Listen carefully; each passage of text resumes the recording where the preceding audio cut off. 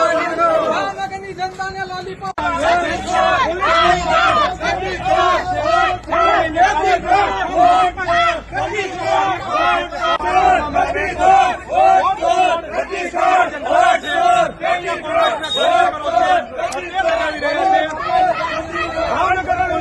Failure છે. પોલીસે સવારે જ વહેલી સવારે અનેક કોંગ્રેસના જે કાર્યકરો છે તેને ડિટેન કરી લીધા હતા, પણ કોંગ્રેસે પણ પ્લાન બી રાખ્યો હોય તેમ આ કાર્યકરોને રોકતી જોઈ આપણે સીધું એને જ પૂછ્યું કોંગ્રેસના કાર્યકરોને શું પ્રોગ્રામ કર્યો છે. આજે આ લોલીપોપ આપવાનો જે સ્કીમ આપ્યા વડાપ્રધાન આપી રહ્યા છે એ વિરોધમાં કોંગ્રેસે